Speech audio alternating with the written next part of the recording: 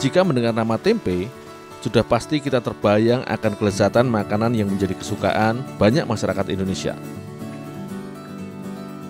Makanan yang berbahan dasar kedelai itu sudah sejak lama menjadi panganan sehari-hari dan bisa dimasak menjadi berbagai jenis makanan.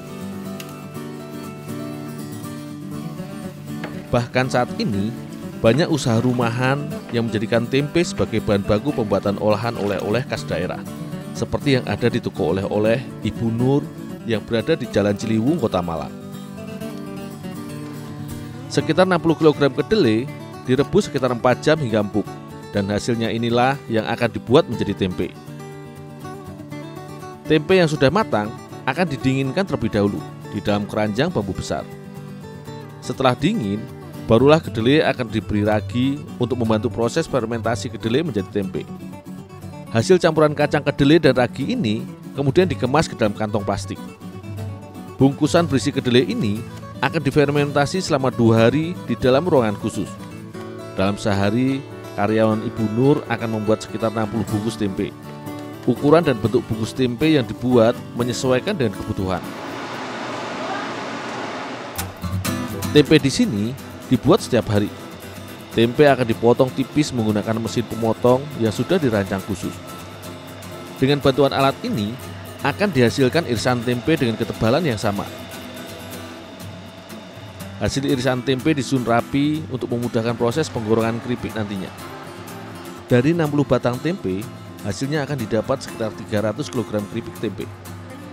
Dari proses pengirisan tempe akan menyisakan remah-remah potongan tempe yang akan dijadikan bahan baku pembuatan brownies tempe. Untuk itulah, aku mengumpulkan sisa potongan tempe yang tidak bisa digoreng ini untuk dijadikan tepung tempe dan dibuat menjadi brownies.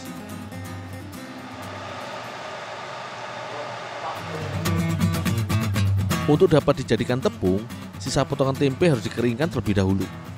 Remah-remah tempe akan dimasukkan ke dalam oven selama setengah jam dengan suhu sekitar 150 derajat. Tempe kering hasil pengovenan yang sudah kering ini tinggal di blender untuk mendapatkan tepung tempe yang diinginkan. Tepung tempe yang berasal dari 100% kacang kedelai ini tentu saja baik dikonsumsi karena bernilai gizi tinggi. Mengandung sekitar 18 jenis protein dan asam amino yang mudah dicerna, sehingga cocok dikonsumsi bagi kita yang sedang berdiet. Serat tinggi dalam tempe juga baik untuk mengontrol kadar gula darah sehingga baik dikonsumsi bagi penderita diabetes. Tentu saja harga tempe yang lebih murah dibandingkan bahan protein hewani lainnya membuat tempe bisa menjadi pilihan untuk konsumsi sehari-hari.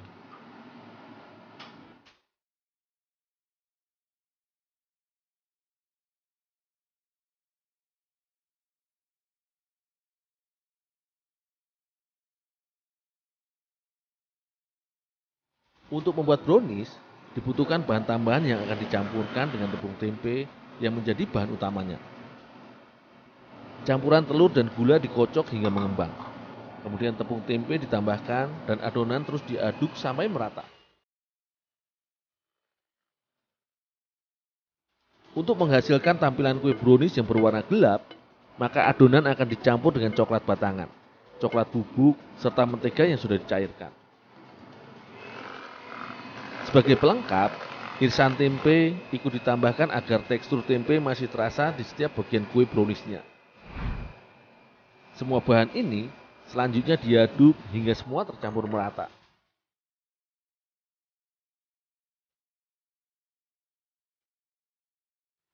Adonan kue ini selanjutnya dimasukkan ke dalam loyang yang sudah diolesi mentega untuk di oven.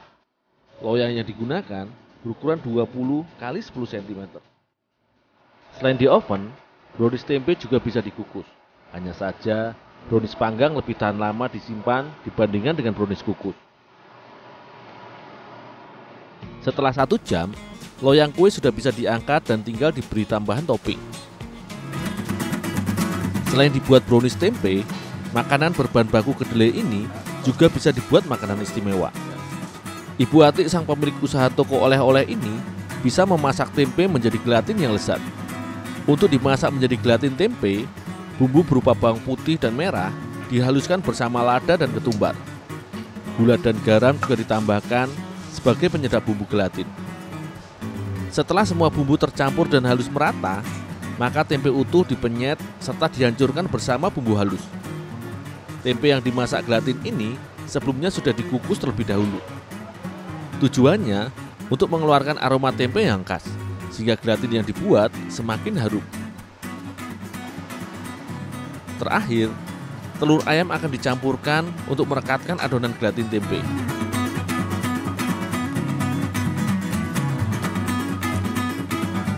Tempe halus yang telah bercampur dengan bumbu dan telur ini selanjutnya dibungkus ke dalam kantong plastik. Tujuannya untuk memudahkan pemasakan gelatin sekaligus membentuk gelatin menjadi bulatan mengikuti bentuk bungkusnya.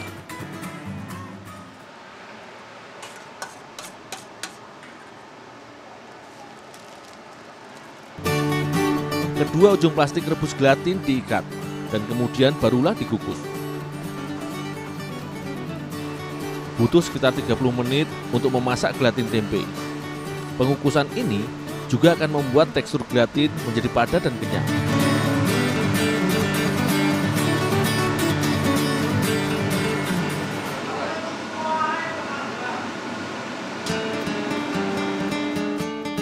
Hasil kukusan gelatin selanjutnya diiris-iris sesuai selera.